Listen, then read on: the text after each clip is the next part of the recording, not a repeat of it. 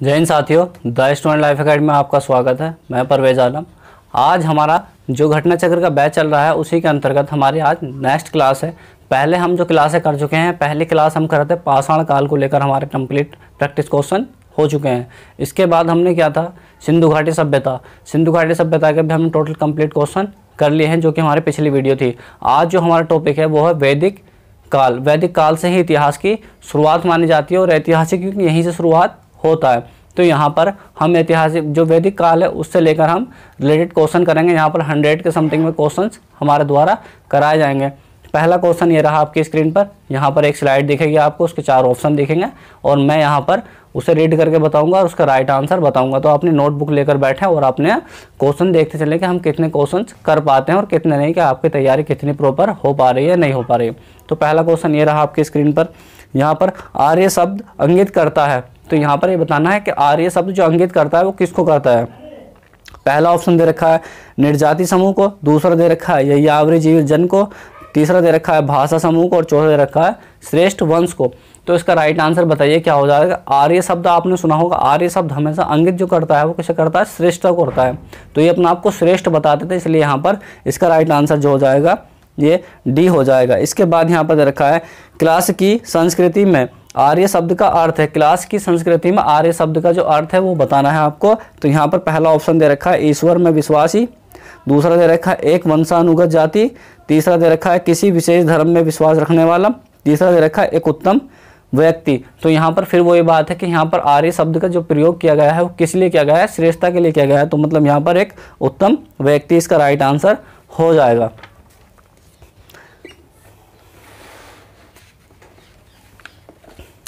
इसके बाद ये रहा तीसरा क्वेश्चन आपके स्क्रीन में, सबसे पुराना वेद कौन सा है। तो यहाँ पर वैदिक काल में क्या होता है कि ऐतिहासिक युग की शुरुआत होती है। ऐतिहासिक युग में 4 वेद का यहाँ पर निर्माण किया जाता है या लिखे जाते हैं, ठीक है, वेद व्यास के द्वारा। तो यहाँ पर बताना है आपको कि सबसे पुराना जो वेद है उस वेद के बारे में बताना है। बहुत ही मोस्ट क्वेश्चन है, काफ़ी बार आ चुका है एग्जाम में।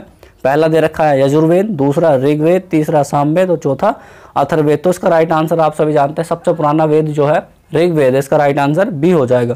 इसके बाद ये रहा तीसरा क्वेश्चन, त्रेय नाम है। त्रेय नाम बताना है किसे कहते हैं। तो त्रेय मतलब ये किससे संबंधित है, ये वेदों से संबंधित क्वेश्चन है, इसके बारे में बताना है आपको त्रेय किसे कहते हैं।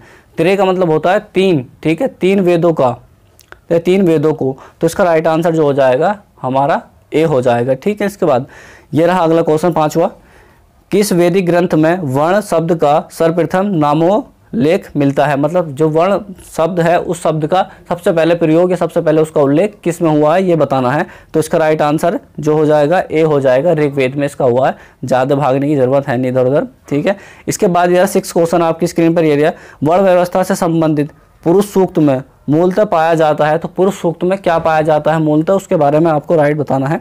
तो यहाँ पर दे रखा अथर्ववेद, सामवेद और ऋग्वेद और मनुस्मृति। तो इनमें से कोई नहीं। तो इसका राइट आंसर बताइए, इसका राइट आंसर क्या हो जाएगा। यहाँ पर वर्ण व्यवस्था, अभी पिछले वाले क्वेश्चन से रिलेट करके देखिए, वर्ण व्यवस्था का जिक्र हो रहा है तो कहाँ पर होगा, ऋग्वेद में। तो इसका राइट आंसर क्या हो जाएगा, सी हो जाएगा। इसके बाद 7 क्वेश्चन ये रहा आपकी स्क्रीन पर। इसमें क्या होगा कि सूची 1 को सूची 2 से मिलाना है। मतलब यहाँ पर कुछ सम्मिलित करना है, इधर से इधर को मैचिंग करनी है। तो इसका राइट आंसर बताइए थोड़ा सोच कर, ठीक। तो यहाँ पर सबसे पहले अथर्ववेद ईश्वर की महिमा, दूसरा ऋग्वेद बलिदान विधि, तीसरा यजुर्वेद औषधि संबंधित, इसके बाद सामवेद संगीत। तो इसका राइट आंसर बताइए।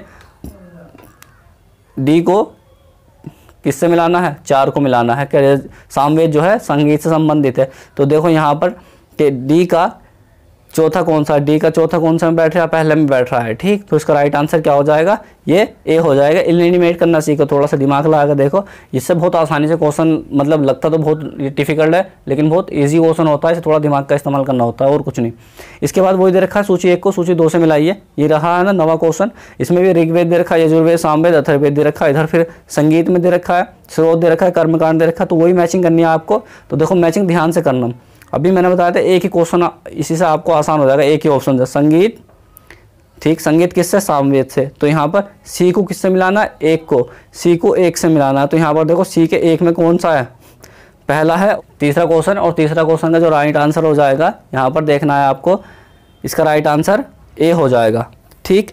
इसके बाद नवा क्वेश्चन ये रहा आपके स्क्रीन पर, यहाँ पर लिख रखा है निम्नलिखित चार वेदों में से किस एक में जादुई, माया और वशीकरण का वर्णन किया है। मतलब इसका बताया गया है जादुई और वशीकरण को। तो इसका राइट आंसर आप सभी जानते हैं अथर्ववेद में जादू, टोना, इन सब के बारे में बात कही गई है। तो इसका राइट आंसर क्या हो जाएगा, सी हो जाएगा।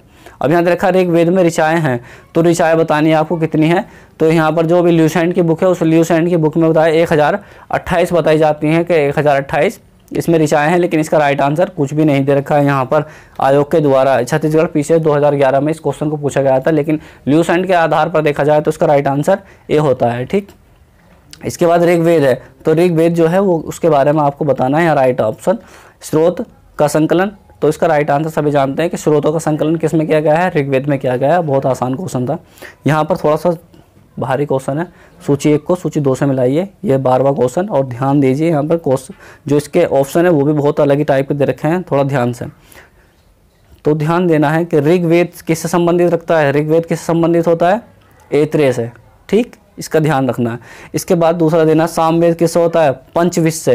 तो यहाँ पर ऋग्वेद को किससे मिलाना है, ए को 3 से मिलाना है। तो ए को 3 से मिलाना है, तो ए को 3 से मिलाने में क्या आ रहा है, सी आ रहा है। तो इसका राइट आंसर सी हो जाएगा, एक से मैच कर लेते हैं। ठीक, इसके बाद ये रहा 13वां क्वेश्चन, निम्नलिखित में से कौन सा ब्राह्मण ग्रंथ ऋग्वेद से संबंधित है। तो अभी मैंने बताया था ब्राह्मण ग्रंथ किससे संबंधित है, ऋग्वेद से। ऋग्वेद किससे संबंधित है, ऐत्रेय से। तो ब्राह्मण ग्रंथ जो इसका ऐत्रेय है, तो यहाँ पर इसका राइट आंसर क्या हो जाएगा, ऋग्वेद के संबंधित है, ऐत्रेय से, मतलब इसका राइट आंसर ए हो जाएगा।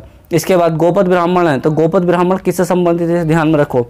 तो गोपद ब्राह्मण जो है अथर्ववेद से। नोटिस करो इसे, देखो यहाँ पर आपने पढ़ा होगा एनसीईआरटी में, तो ये किससे संबंधित है उसके बारे में बताना आपको। तो गोपद किससे है, अथर्ववेद से। तो इसका राइट आंसर क्या हो जाएगा, सी हो जाएगा।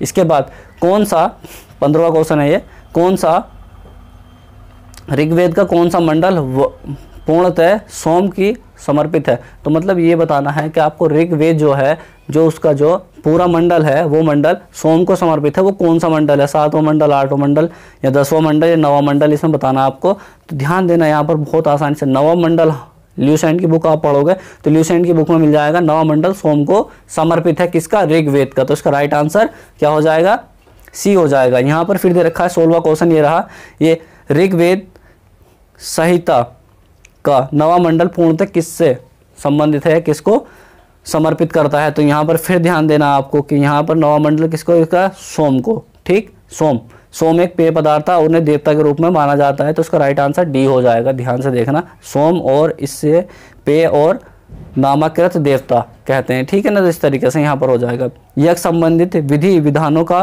पता चलता है, तो यज्ञ संबंधित विधि विधानों का पता चलता है, वो किस में चलता है आप ध्यान दीजिए।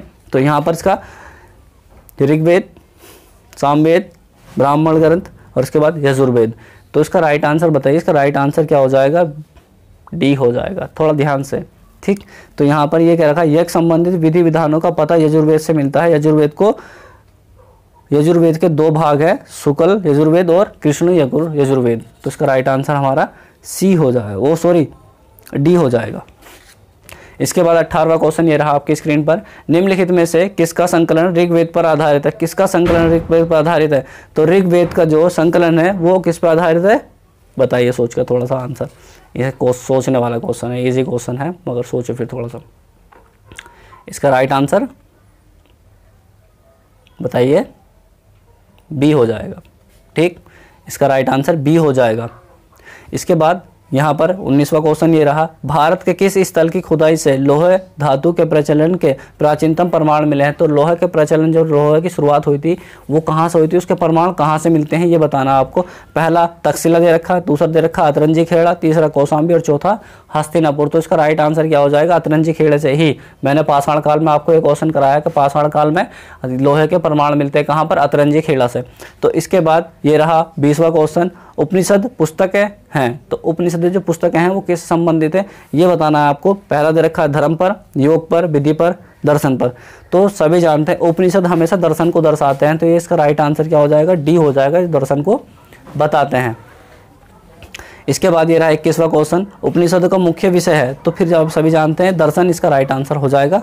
इसके बाद 22वां क्वेश्चन ये रहा आपकी स्क्रीन पर, निम्नलिखित में से किस वैदिक साहित्य में मोक्ष की चर्चा मिलती है? जो मोक्ष की प्राप्ति करते हैं उसकी चर्चा कहाँ मिलती है, किस वेद में मिलती है, कहाँ मिलती है, ये बताना आपको। ऋग्वेद में, परिवर्ती संहिता में, ब्राह्मण में, उपनिषद में। तो इसका राइट आंसर सब जानते हैं कि जो मोक्ष की प्राप्ति मिलती है दर्शन, और दर्शन से संबंधित कौन है? उपनिषद। तो इसका राइट आंसर क्या हो जाएगा? डी इसका राइट आंसर हो जाएगा। इसके बाद यहाँ पर देना है अध्यात्म ज्ञान के विषय में नचिकेता और यम का संवाद किस उपनिषद में होता है? तो नचिकेता और यम का संवाद, जो बातचीत होती है, वो किस वेद में बताई गई है? आपको बताना है। यहाँ पर ये दे रखा है बृहद आरण्यक उपनिषद में, छंदोग उपनिषद में, कठोतरी उपनिषद में, केन उपनिषद में। तो इसका बताना है कठोर उपनिषद में किसकी बात की गई है? यम और नचिकेता की। तो इसका राइट आंसर क्या हो जाएगा? सी हो जाएगा। इसके बाद 24वां क्वेश्चन ये रहा आपकी स्क्रीन पर। नचिकेता आख्यान का उल्लेख करता है, आख्यान का जो उल्लेख करता है नचिकेता, वो किस बारे में करता है? तो उपनिषद के बारे में बात करता है, कठोपनिषद के बारे में। ये बताना है आपको। 25वां क्वेश्चन, उपनिषद के काल में अश्वपति शासक थे। तो यहाँ पर बताना है कि उपनिषद का जो काल था उस काल में अश्वपति कहाँ के राजा थे, किसके शासक थे? तो यहाँ पर दे रखा है काशी के, केके के, पंचाल के, विधे के। तो इसका राइट आंसर क्या हो जाएगा? केके के। इसके राइट आंसर केके मतलब हो जाएगा। इसके बाद 26वां क्वेश्चन ये रहा, निम्नलिखित में से वैदिक साहित्य का सही क्रम कौन सा है? तो वैदिक साहित्य का जो सही क्रम है वो बताना है आपको। तो ध्यान देना है यहाँ पर। सबसे पहले बाद में क्या आए हैं? उपनिषद आए हैं। तो उपनिषद वाले ऑप्शन को ढूंढो 2, ठीक है, 3 जितने भी बनते हैं। तो ऑप्शन वाले जिसमें उपनिषद वाले कितने हैं? लास्ट में उपनिषद किसमें है? एक तो ए में है और दूसरा सी में है। तो यहाँ पर दोनों देखो। तो उपनिषद से पहले क्या है? आरण्यक। तो आरण्यक उपनिषद, आरण्यक उपनिषद किस में बैठ रहा है? लास्ट में, ए में। तो इसका राइट आंसर क्या हो जाएगा? ए हो जाएगा। इसके बाद 27वां क्वेश्चन ये रहा आपके स्क्रीन पर, आरंभिक वैदिक साहित्य में सर्वाधिक वर्णित नदी है। तो यहाँ पर आरंभिक जो साहित्य थे उसमें सबसे ज़्यादा जो उल्लेख किया गया है, किस नदी के बारे में किया गया है वो बताना है आपको। तो सिंधु नदी का सबसे ज़्यादा उल्लेख किया गया है, ठीक है, ऋग्वेद में भी। इसके बाद वैदिक नदी अस्कनी की पहचान निम्नांकित नदियों में से किस एक के साथ की जाती है? तो जो अस्कनी नदी थी उसकी जो पहचान की जाती है वो किसके साथ की जाती है? व्यास के साथ, रावी के साथ, चिनाब के साथ, झेलम के साथ। तो झेलम के साथ मतलब चिनाब के साथ, चिनाब जो नदी है उसके साथ अस्कनी की तुलना की जाती है, ठीक, प्राचीन समय में। इसके बाद 29वां क्वेश्चन ये रहा आपकी स्क्रीन पर, ऋग्वेद में निम्नांकित नदियों का उल्लेख अफगानिस्तान के साथ आर्यों का संबंध का सूचक है। तो यहाँ पर बताना है कि ऋग्वेद की जो नदियाँ थी उनका अफगानिस्तान के साथ, आर्यों के साथ संबंध का सूचक है। तो यहाँ पर बताना आपको राइट आंसर क्या है? इसका राइट आंसर जो वहाँ पर कहाँ अफगानिस्तान के क्षेत्र में जो बहती है उस नदी को कुभा या कुर्रम कहते हैं, ठीक है। तो इसका राइट आंसर सी हो जाएगा। इसके बाद ये रहा 30वां क्वेश्चन, वैदिक नदी कुभा का स्थान कहाँ पर निर्धारित है? तो कुभा का स्थान कहाँ पर निर्धारित है? अफगानिस्तान में। अभी पिछले क्वेश्चन से रिलेट कीजिए। तो इसका राइट आंसर ए हो जाएगा। 31वां क्वेश्चन ये रहा आपकी स्क्रीन पर, सूची 1 को सूची 2 से मिलाना। सूची 1 में क्या क्या रखा है? वैदिक नाम दे रखे हैं और दूसरी सूची में दे रखे हैं आधुनिक नाम। ये नदियों के नाम है, इन दोनों को आपस में मैच करना है और आपको बताना है कि इसका राइट आंसर क्या है। तो यहाँ पर देखिए ध्यान से, और देखने के बाद आप थोड़ा ध्यान लगाइए। कुभा किससे कहते हैं? कुभा काबुल, कुभा काबुल। तो यहाँ पर ए को 2 से मिलाइए, ए को 2 से मिलाइए। तो यहाँ पर इसका राइट आंसर बी बनता है, ए को 2 से मिलाने पर, ठीक। तो इसका राइट आंसर क्या हो गया? बी हो गया। इसके बाद 32वां क्वेश्चन ये रहा आपकी स्क्रीन पर, निम्नलिखित में से कौन सी प्रथा चतुष्ठीय वेदोत्तर काल से प्रचलित है? वेदोत्तर काल से मतलब वेदों के काल से चली आ रही प्रथा, उसके बारे में आपको बताना है। तो इसका यहाँ पर राइट आंसर IS प्री 2000 कह रहा हूँ 1994 में पूछा गया है। तो उसका राइट आंसर बताइए क्या है? इसका राइट आंसर जो हो जाएगा ए और सी इसके राइट आंसर है, क्योंकि इसमें आयोग ने क्या किया गया है, इस पर विवाद किया था, ठीक है, और इसके बारे में बताया था। यहाँ पर 33वां क्वेश्चन ये रहा, धर्म तथा रत भारत की प्राचीनतम वैदिक साहित्य के एक केंद्र विचार को चरित्र करता है। इस संदर्भ में निम्नलिखित कथनों पर विचार कीजिए। तो यहाँ पर जो बता रखा है धर्म और त्रत, इन दोनों के बारे में बताना है। तो यहाँ पहला दे रखा है आपको धर्म व्यक्ति के दायित्वों एवं स्वयं तथा दूसरों के प्रति व्यक्तिगत कर्तव्यों का संकलन है। दूसरा ऑप्शन ये रहा, यहाँ पर दे रखा है त्रत मूलतः नैतिक विधान था जो कि दृष्टि सृष्टि और उसमें अंतर्निहित सारे तत्वों के क्रियाकलापों को संचालित करता है। तो इसका राइट आंसर आपको बताना है। इसका राइट आंसर क्या हो जाएगा? सी इसका राइट आंसर हो जाएगा। सी मतलब 1 और 2 दोनों सही हैं। तो इसके बाद ये रहा 34वां क्वेश्चन, भारतीय संस्कृति के अंतर्गत त्रत का अर्थ है, तिरत का जो अर्थ है वो बताना है आपको। तो तिरत का अर्थ क्या होगा यहाँ पर, अभी पिछले वाले क्वेश्चन से मैच कीजिए। तो तिरत का संबंध किससे है, पीछे क्रियाकलापों, ठीक, किसकी, नैतिक विधानों की। नैतिक विधान मतलब प्राकृतिक, जोड़ो देखो इसे मैच करो। तो हमारे हाथ में तो कुछ नहीं, नैतिक विधान जो है सब प्राकृतिक पर आधारित, तो प्राकृतिक इसका राइट आंसर हो जाएगा। इसके बाद 35वां क्वेश्चन ये रहा, निम्नलिखित वैदिक देवताओं में किस का नाम पुरोहित माना जाता है। पुरोहित माना जाता है, किसे माना जाता है, तो यहाँ पर इसका बृहस्पति को पुरोहित माना जाता है, तो इसका राइट आंसर बी हो जाएगा। ये रहा 36वां क्वेश्चन ये रहा, निम्नलिखित में से ब्रह्मवादिनी थी जिसने कुछ वेद मंत्रों की रचना की थी। तो यहाँ पर ये बताना है किस वेद वचनों की रचना की थी। तो लोपामुद्रा, यहाँ पर मतलब एक स्त्री की बात हो रही है, तो स्त्री की बात होगी तो लोपामुद्रा सबसे पहले जानी जाती है इस चीज़ को लेकर। इसके बाद 37वां क्वेश्चन ये रहा, 37वां क्वेश्चन में दे रखा है, ऋग्वैदिक काल में निष्क शब्द का प्रयोग एक आभूषण के लिए होता था, किंतु परावर्तित काल में उसका प्रयोग इस अर्थ में हुआ है। तो जो निष्क था उसका प्रयोग हम पहले प्राचीन काल में करते थे, लेकिन अब उसका प्रयोग हम किस नाम से करते हैं ये बताना है आपको। यहाँ पर दे रखा शस्त्र के नाम, शस्त्र पर, दूसरा दे रखा कृषि औजार पर, लिपि पर और सिक्के पर। तो निष्क का मतलब होता है सिक्का, प्राचीन समय में निष्क का प्रयोग करते थे। इसके बाद ये रहा आपका निष्क के संबंधित है, ऋग्वैदिक काल में निष्क किस अंग का आभूषण है। तो निष्क किस अंग का आभूषण है, यहाँ पर फिर आप समझ रहे हो किस अंग का आभूषण है, गले का। तो यहाँ पर गले में डालकर निष्क को पहनते थे, तो इसका राइट आंसर क्या हो जाएगा, बी हो जाएगा। इसके बाद दे रखा है 39वां क्वेश्चन, प्राचीन भारत में निशाका से जाना जाता है, निशाका से जाना जाता है, उसे बारे में बताना है आपको। निशाका से कौन जाना था, ये रहा 39वां क्वेश्चन, प्राचीन भारत में निशाका से जाना जाता है, निशाका से कौन जाना जाता है, स्वर्ण आभूषण, स्वर्ण आभूषण है, ठीक है, ये होता है इसका राइट आंसर। 40वां क्वेश्चन ये रहा, बोगाज कोई महत्वपूर्ण है क्योंकि। तो यहाँ पर इसके 4 ऑप्शन दे रखे हैं, इसमें 4 ऑप्शन आप पढ़ लिए, थोड़ा सा रुक के पॉज करके वीडियो को देखकर इसे कर सकते हैं। तो इसका राइट आंसर जो हो जाएगा बी हो जाएगा, इसका राइट आंसर बी हो जाएगा। इसके बाद 41वां क्वेश्चन, निम्नलिखित आभूषणों में से कौन सा ईरान से भारत में आर्यों के आने की सूचना देता है। तो यहाँ पर जो भारत में आर्य आए थे उसकी सूचना कौन देता है ये बताना है। तो इसका राइट आंसर बताइए। पहला ऑप्शन दे रखा है मान सेरा से, दूसरा दे रखा है शहबाज गढ़ी से, दूसरा दे रखा है बोगाज कोई से, तीसरा दे रखा है जूनागढ़ से। तो बोगाज कोई ही ज़्यादातर जो जानकारी देता है वो देता है, इसका राइट आंसर बोगाज कोई हो जाएगा। इसके बाद 42वां क्वेश्चन ये रहा, 14वीं सदी ईस्वी पूर्व का एक उल्लेख जिसमें वैदिक देवताओं का वर्णन है प्राप्त हुआ है। तो यहाँ पर जो वैदिक देवताओं का वो प्राप्त हुआ है अभिलेख, वो कहाँ से हुआ है और कौन सा है ये बताना है। तो इसका राइट आंसर जो हो जाएगा बोगाज कोई है, इसका राइट आंसर हो जाएगा, इसका बी है।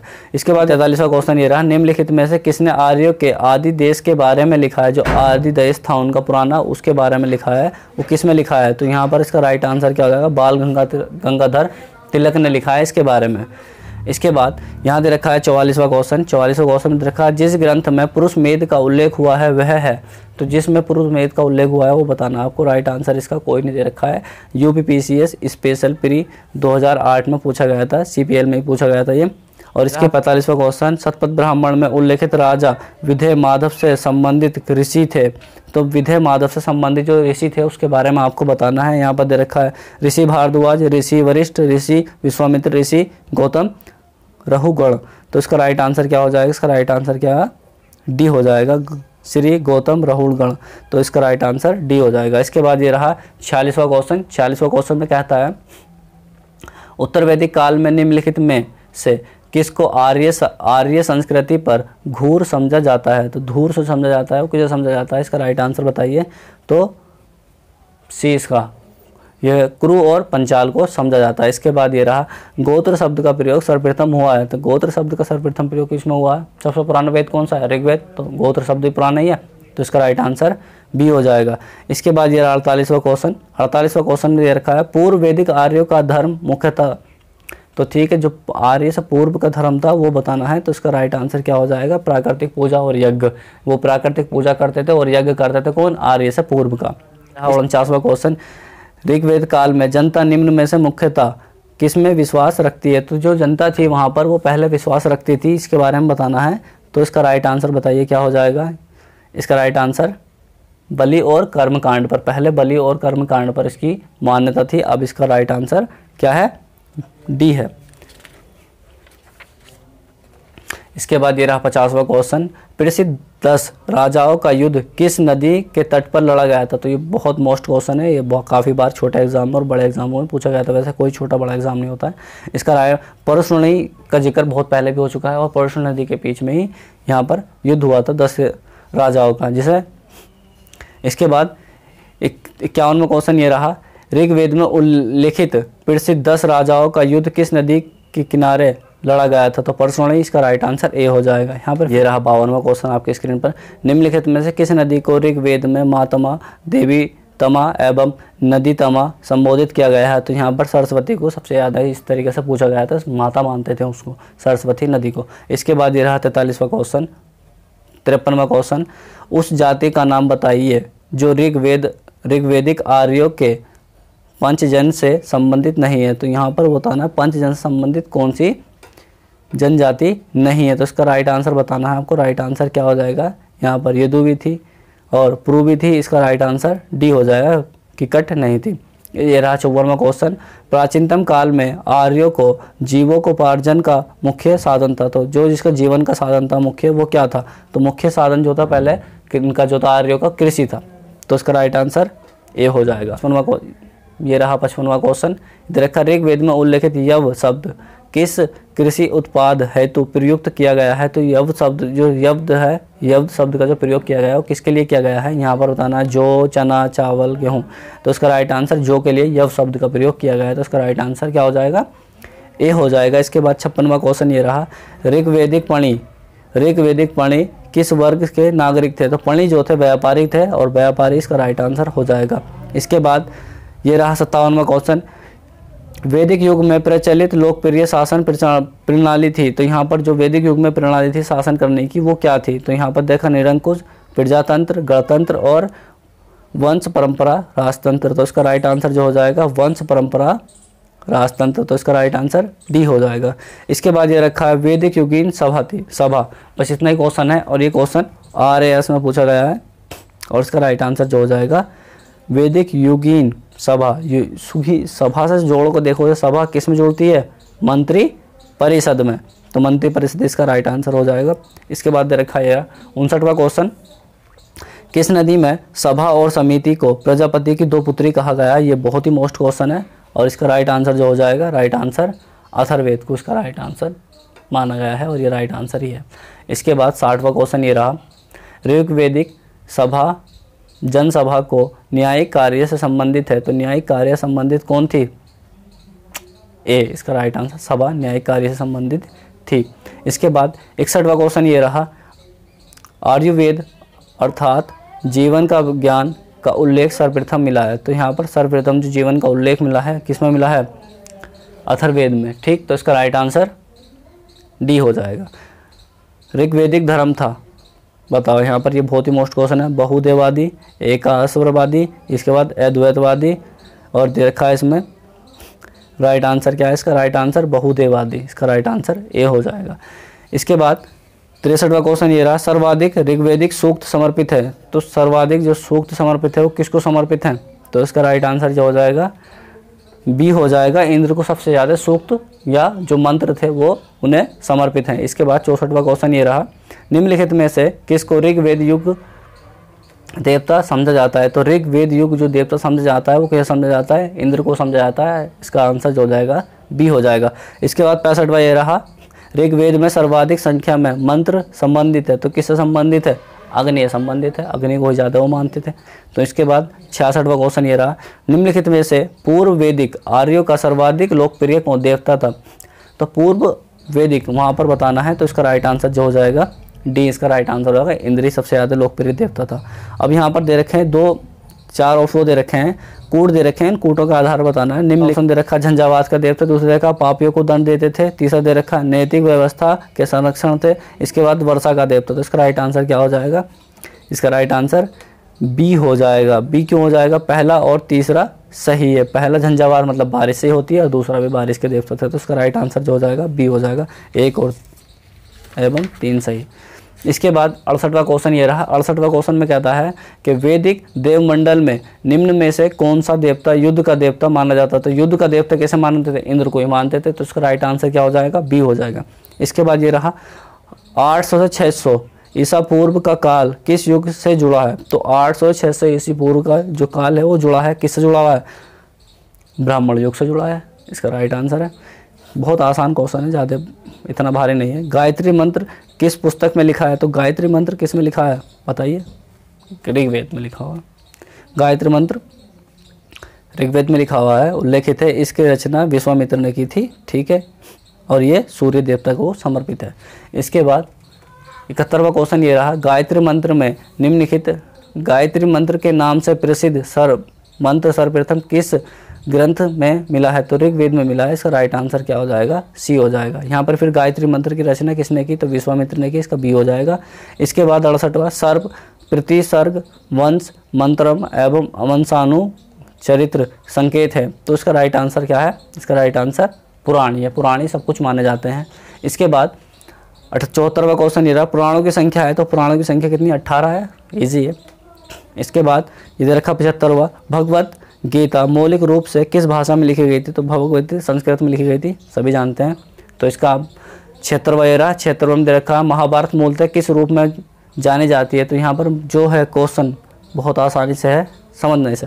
महाभारत मूलतः किस रूप में जानी जाती है। तो किस रूप में जानी जाती है, तो बताइए इसका राइट आंसर क्या है, जय संहिता के रूप में। ये क्वेश्चन दो नामों से जाना जाता है, ठीक है ना।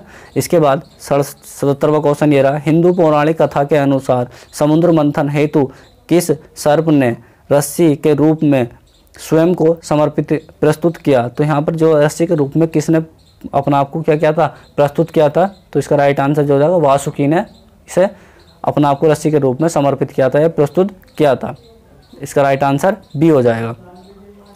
78वां क्वेश्चन ये रहा। किस काल में अछूत की अवधारणा स्पष्ट रूप से उर्दू मतलब पनपी थी। तो बताना है इसका राइट आंसर। तो उसमें उपनी थी किसमें, डी। तो डी इसका हो जाएगा धर्मशास्त्र के समय में। धर्मशास्त्र के समय में सबसे पहले इस चीज़ों का उल्लेख हुआ है। इसके बाद 69वां क्वेश्चन है। सत्यमेव जयते शब्द किस उपनिषद में मिला है। तो ये मुंडक उपनिषद में मिला है। इसका राइट आंसर जो हो जाएगा, ए हो जाएगा। सत्यमेव जयते शब्द कहाँ से मिला है। तो यहाँ पर देना है आपको राइट आंसर इसका, मुंडक उपनिषद डी से। इसके बाद देखा 81वां क्वेश्चन। यहाँ भारतीय प्रतीक पर उत्कीर्ण सत्यमेव जयते लिया गया है। कहाँ से, मुंडक उपनिषद से। इसका राइट आंसर जो हो जाएगा, सी हो जाएगा। क्वेश्चन ये तमसो माँ ज्योति गर्म्य कथन है। तो इसका राइट आंसर बताइए, राइट आंसर कौन सा है इसका। तो इसका राइट आंसर जो हो जाएगा, ए हो जाएगा। इसके बाद 83वां क्वेश्चन ये रहा। किस उपनिषद का शाब्दिक अर्थ सफ़ेद घोड़ा है। तो किस उपनिषद का शाब्दिक अर्थ घोड़ा है। तो इसमें ध्यान लगाइए, किसी उपनिषद का नाम ऐसा हो सकता है सफ़ेद घोड़ा, नहीं हो सकता ना। तो इसका राइट आंसर क्या हो जाएगा, ए, इनमें से कोई नहीं। तो इसके बाद ध्यान रखना है कि आपको 84वें क्वेश्चन का आंसर आप बताइए, ठीक है। यहाँ दे रखा सत्य में काम जबाला की कथा जो अनवाही माँ होने के आंचलन को चुनौती देती है उल्लेखित है। तो यहाँ पर इसका राइट आंसर बताना है। तो इसका राइट आंसर छंदयोग उपनिषद में इसका राइट आंसर है, मतलब सी इसका राइट आंसर है। इसके बाद 85वां क्वेश्चन है। ऋग्वेद की मूल लिपि है। तो ऋग्वेद की मूल लिपि क्या होगी, ब्रह्म लिपि होगी। तो इसका राइट आंसर क्या हो गया, डी हो गया। इसके बाद दे रखा है यहाँ पर वैदिक कर्मकांड में होता का संबंध है। होता का संबंध किससे होगा, ऋग्वेद से। जो ऋग्वेद के मंत्रों को पढ़ता है, जो गाता है, उसे क्या कहते हैं, होता कहते हैं। तो उसका राइट आंसर ए हो जाएगा। इसके बाद 87वां क्वेश्चन ये अश्वेतता और ऋग्वेद को समानता है। अश्वेतता किस क्षेत्र से संबंधित है। अश्वेतता किस क्षेत्र से संबंधित है, अश्वेतता ईरान से संबंधित है। इसका राइट आंसर क्या हो जाएगा, बी हो जाएगा। इसके बाद रखा वैदिक काल में 88वां क्वेश्चन। वैदिक काल में किस जानवर का अगन्य माना गया, किस जानवर को अगन्य माना गया, ना मारने योग्य। तो इसका राइट आंसर सी हो जाएगा। इसके बाद अगला क्वेश्चन, ऋग्वेद में अघन्या का प्रयोग हुआ है। तो अघन्या किसके लिए प्रयोग हुआ है, गाय के लिए हुआ है। तो इसका राइट आंसर क्या हो जाएगा, बी हो जाएगा। इसके बाद रखा ऋग्वेद में कई उपरिच्छदों में प्रयुक्त अघन्या शब्द का है। अघन्या शब्द का जो प्रयोग किया गया है गाय के लिए किया गया है। इसका राइट आंसर सी हो जाएगा। इसके बाद यहाँ पर दे रखा है पहला इसे क्वेश्चन थोड़ा बड़ा है, इस क्वेश्चन को आप थोड़ा वीडियो को पॉज करके देख लेना। तो इसका राइट आंसर जो हो जाएगा, पढ़ने में समय लगेगा, तो इसका राइट आंसर ए हो जाएगा, केवल एक सही है इसका। इसके बाद 92वां क्वेश्चन ये रहा आपकी स्क्रीन पर, ऋग्वेद काल के आरंभ में निम्न में से किसे महत्वपूर्ण मूल्यवान संपत्ति समझा गया है? तो किसे महत्वपूर्ण संपत्ति समझा गया है किस काल में? ऋग्वेद में। तो इसका राइट आंसर जो हो जाएगा बी, मतलब गाय को बहुत महत्वपूर्ण दिया। क्वेश्चन ये रहा, प्राचीनतम भारतीय समाज में प्रसंग निम्नलिखित शब्दों में से कौन सा शब्द शेष 3 के वर्ग का नहीं है? तो शेष 3 वर्ग का नहीं है, वो बताना आपको। तो यहाँ पर कोष किसी 3 शेष वर्ग का नहीं है, तो इसका राइट आंसर सी हो जाएगा। इसके बाद दे रखा है 94वां क्वेश्चन, संस्कारों की कुल संख्या कितनी है? 16 संस्कार होते हैं, तो इसका राइट आंसर बी हो जाएगा। इसके बाद ये लास्ट क्वेश्चन है आपका, जीवकोपार्जन हेतु वेदांग पढ़ने वाला अध्यापक कहलाता था? तो क्या कहलाता था? अध्यापक उपाध्याय कहलाता था। इसका राइट आंसर क्या हो जाएगा? सी हो जाएगा। तो इस तरीके से हमने वैदिक काल के भी कंप्लीट क्वेश्चन कर लिए हैं। अब जो नेक्स्ट वीडियो होगी हमारी बौद्ध धर्म को लेकर होगी।